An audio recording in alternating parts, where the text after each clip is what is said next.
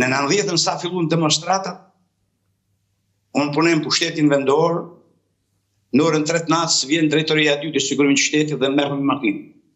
Drejtoria e dytë ishte disa degë të sigurimit të shtetit që ruanin në Shqipëri tokën, detin dhe qiellin, siç ishin ata, shumë të lavdishëm. Me thirrën dhe shkum në Komitetin e Partisë Tiranës. Aty u mblodhëm rreth 6-7 vetëm. Vjen sekretari i Komitetit Qendror të Partisë, udhëheqja lart të Renis dhe një oficer i sigurimit të shtetit. Ata na thanë se tu kanë filluar trazira. Ata po i ndjekim neve hap pas hapi.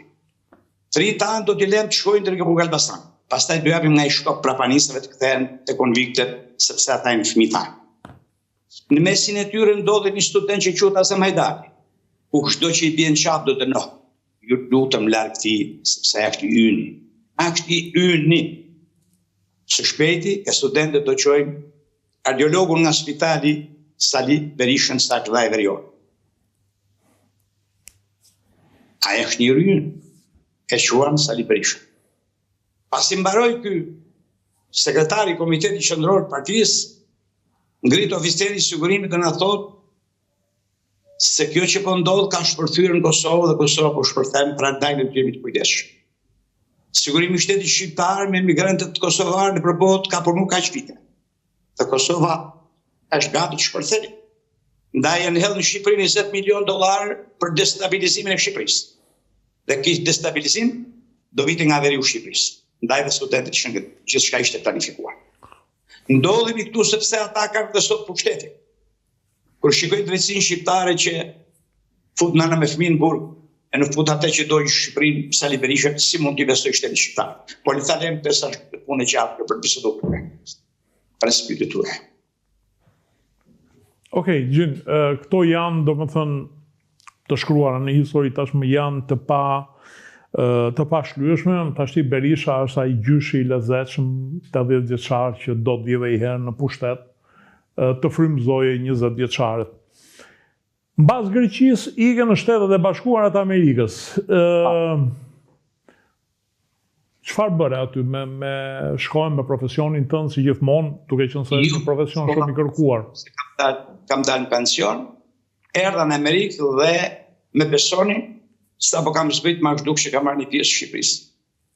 Dhe oficeri që më priti më tha si jeshtë ashtë në Shqipëri, por nuk ka Shqipëria jote. Dhe Amerika tha është e jote. Absolutisht jote se unë jam i ardhur, baba im është i ardhur. Kështu që në Amerikë jam ndjesin Shqipërinë time. Jam ndjesë Shqipërinë time dhe për një fakt. Se ligjet në Amerikë janë gati si socializmi në Shqipëri, por i qik ma tashme. Po më kujton fjalët e një shqiptari nga Kosova, një emigrant i vjetër në Zvicër, që kur shkuan këta emigrantët e rinj, dhe panë që kishte shumë rregulla, i thanë, ore, ne më duket se erdhëm demokraci.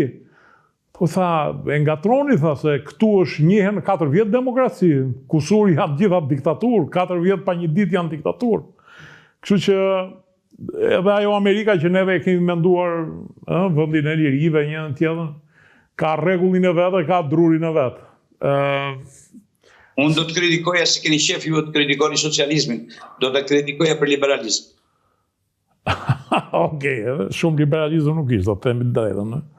Sa të drejtë që unë kam parë me sy që ka qenë. Unë kam punu në pushtetin vendor dhe ato që kam bërë atje, të nuk bëhen dot. Gjin, të themi të drejtën, Më falë, në fushën politike, në fushën e qytetërim, mos të ngatrojmë në fushën politike. Jo politikisht. Unë nuk e kam dirë shumë se unë kam jetuar në Shkodër dhe Shkodra është qytet liberal nga natyra, domethënë nuk e kam dirë, po kam pasur të internuar që ishin në Shkodër dhe të internuar që ishin në Roskovec. Kam pasur djemtë e halës së mi që i kam provuar të dyja internimet edhe në Shkodër dhe në Roskovec. Dhe Shkodra për ta ishte një ma e ke parasysh, nuk ndryshonte nga jetesa. Në Roskovec ziheshin për ditë sepse ishanin ku jeni jo ballista. Në fakt ata ishin djemë të ish komandantit brigadës parë sulmuse, po si kanë qenë ato kora. Unë du të ndalë, do të thamë jo politikisht, në aspektin e qytetërimit, ku është me ashtë liqë. me jashtë shumë. Qytetërimi pasqyrohet në të gjitha aspektet, duke mos qenë fanatik së pari je i qytetëruar, pa diskutim kjo punë. Dhe Shkodra është një qytet i cili fanatizmin e urren, e u ka urryer në kohën e Hoxhës, siç e urreu në kohën e Berishës. Mos harrojmë që në 96-ën, kur Berisha e kishte shtruar në dru gjithë Shqipërinë dhe fitoi bashkitë edhe në Gjirokastë edhe në Vlorë, që si ka fituar ndonjëherë, vetëm një herë i fitoi në 96-ën, në Shkodër fitoi Djathta e Bashkuar. Dhe Shkodra ditit i kundërvijej Berishës. Nuk duhet ta harrojmë asnjëherë kryetarin e bashkisë asaj kohe, i cili sot është një zotriu, nuk e di as më gjallë. Por në kohën e 97-s mori autobusat dhe shkoi në Vlorë për treguar që ju veri jemi bashkë, nuk na ndan askush. E vërtet. Dhe Shkodra e ka treguar qytetrimin e saj, qytetrim i cili vlen edhe si mungesë fanatizmit ndaj ideologjive, si në kohën e Hoxhës, edhe në kohën e Berishës, i cili për nga formimi shpesh njerëzit janë përpjekur ta barazojnë Berishën me komunizmin. Unë besoj që Berisha ishte një fanatik i dhunës. Jo, komunizmi është tjetër gjë, liberalizmi tjetër gjë. Berisha është thjesht një fanatik i dhunës, një qefli i dhunës. Gjin, votimet në Shqipëri mes emigracionit, po bëhet një luftë e madhe, janë regjistruar 200 e sa mijë emigrantë. Çka tregon që duan të marrin pjesë në jetën politike të vendit. Ti si e shikon? Unë e para që jam regjistruar sepse u respektoj shtetin tim, pavarësisht se nuk do të dëshiroja që nga 90 këto lloj shtetit. Unë personalisht kam qenë dakord që emigrantët të votojnë. Mua më duket se po ju bim qafë atyre njerëzve që jetojnë atje, sepse ne do të votojmë me përshtypje. Pra ne nuk kemi jetuar spitalin si biznes, s'kemi jetuar policinë si bataçi, s'kemi jetuar gjykatat, s'kemi përjetuar shkollën, mi fjalë. Neve do pyesim gjyshin, hallën, tezën, shokun dhe do votojmë. Kjo për mua nuk është e ndershme. Ne duhet i lëmë njerëzit votojnë atje sepse ata i dinë hallet e tyre. Pra nuk kam qenë dakord. Bashkohem me ty në këtë pikë. Nuk kam qenë dakord sepse vërtet më duket se po i njihim hak. Do të thënë, viun të votoj për ty kur ti po vuan atje, ke probleme. Apo ti ke ndjesh mirë dhe nesër mund bish ke një qeveri më e keqe, mua nuk ma duket ndershme. Unë mendoj që emigrantët duhet votojnë gjithmonë për referendume madhore kombëtare. Në këto referendume mendoj që duhet marrin pjesë dhe emigrantët e Gjergj Kastrioti, jo vetëm unë, se ato kanë pjesë të tyre në Shqipëri. Për gjëra tjera jo.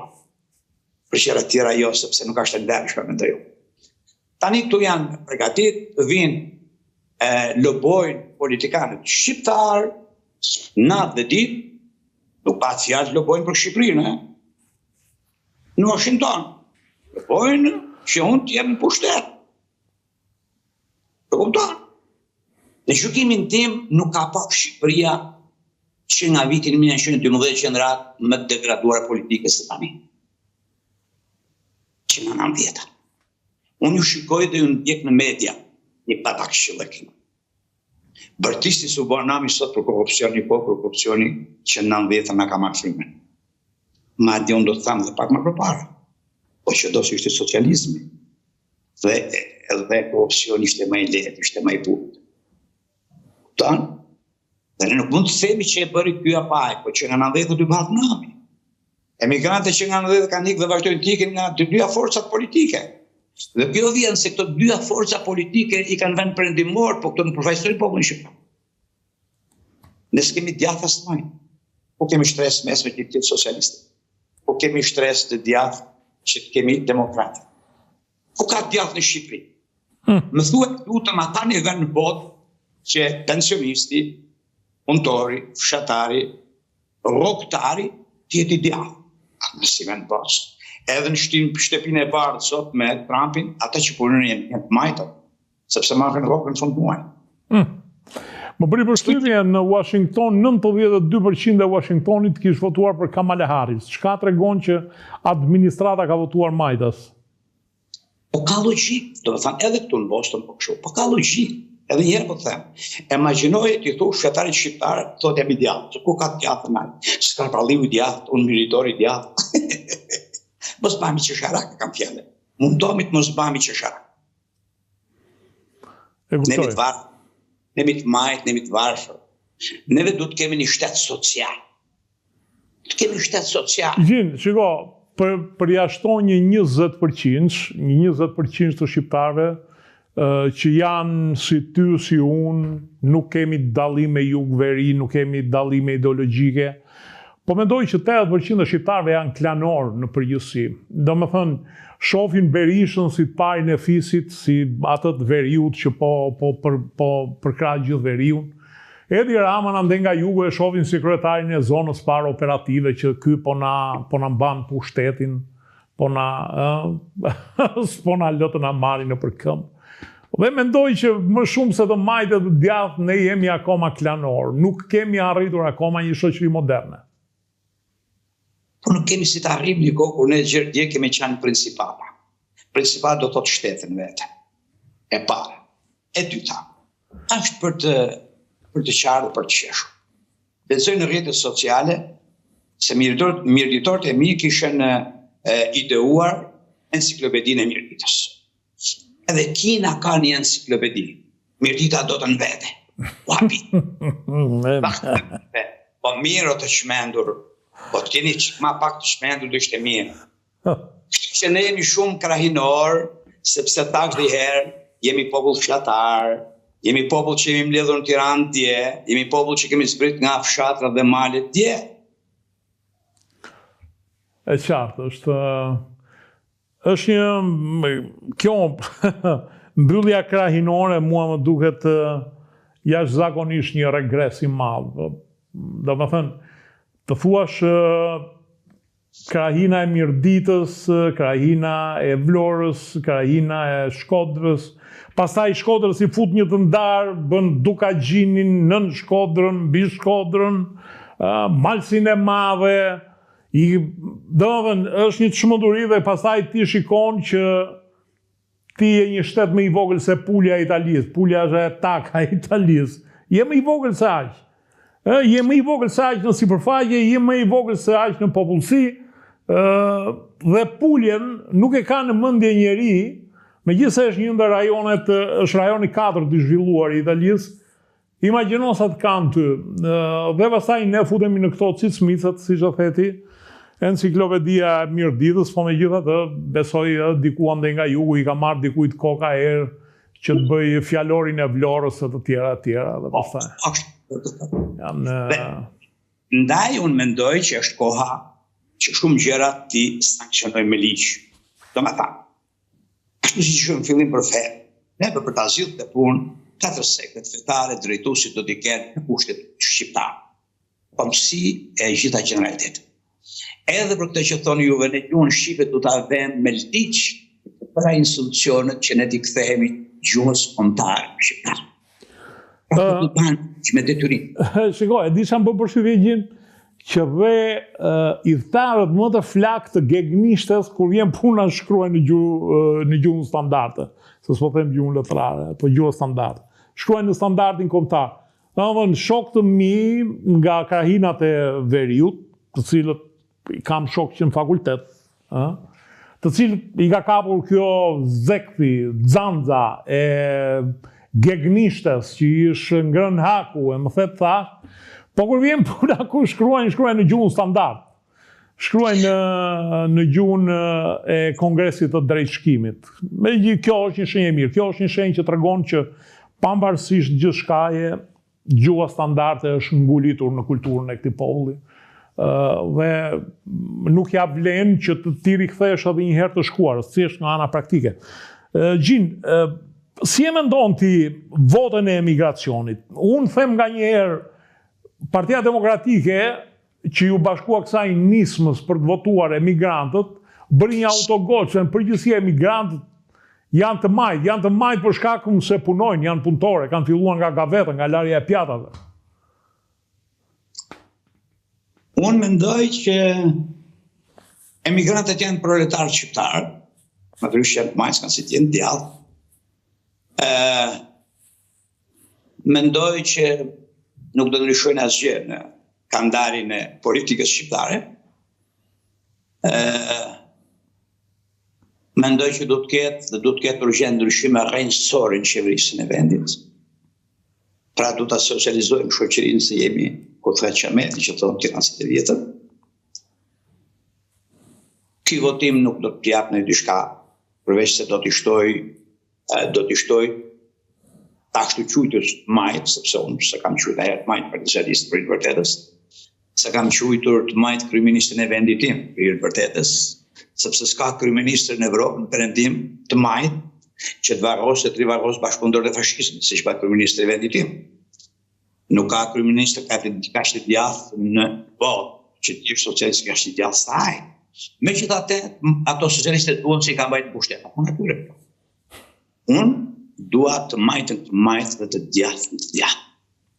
Edhe kjo nuk do të thotë që jemi armik, majtë të djathtë, unë kam aq shumë miq të djathtë sa hapitësh.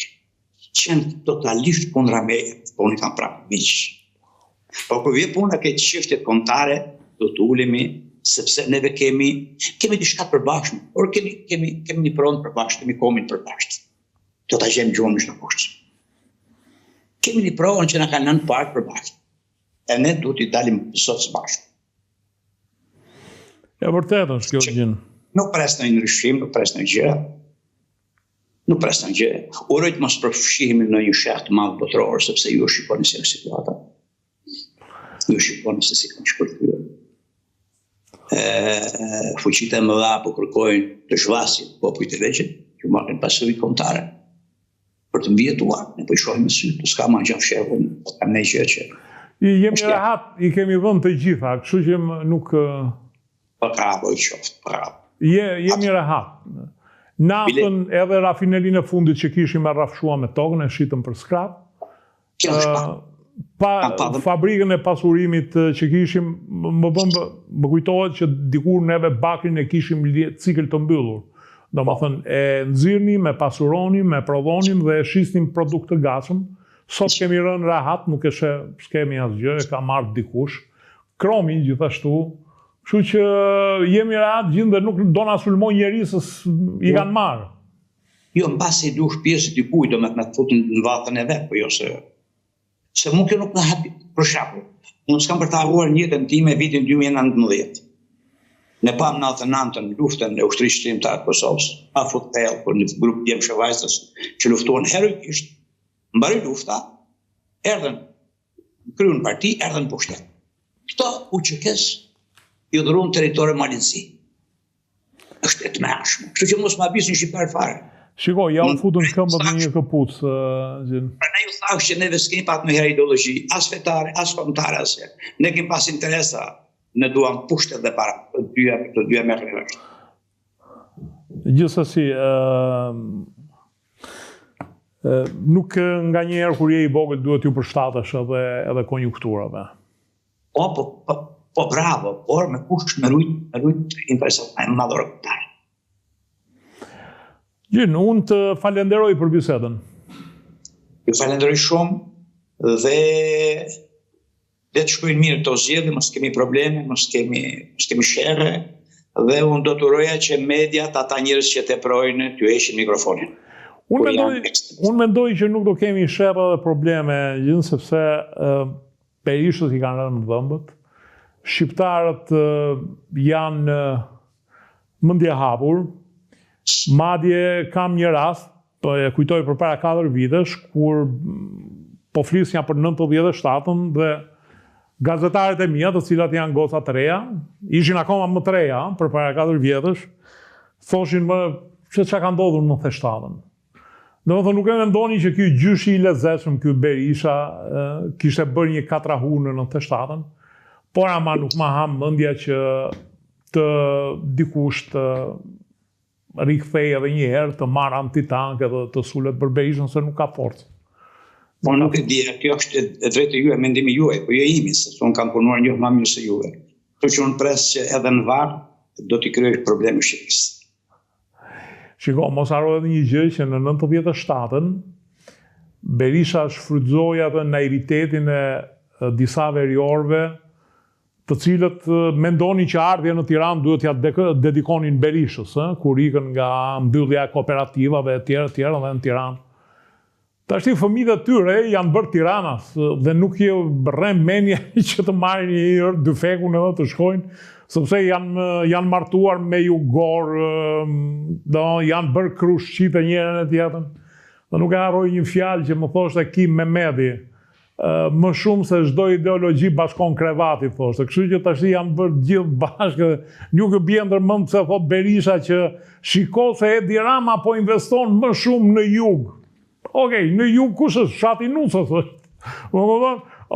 Ose, kështu që mendoj që janë të tejkaluara këto. Janë të tejkaluara.